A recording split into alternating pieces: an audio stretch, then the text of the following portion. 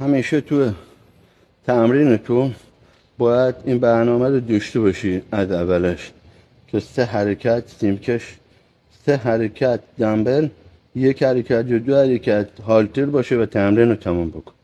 امروز ما رو چک بکنید، دستگاه بود، دمبل بود، هالتر بود و همه حرکت ها رو زدیم و با شراکت تموم میکنیم. فقط 1 حرکت هالتر، 2 حرکت دمبل.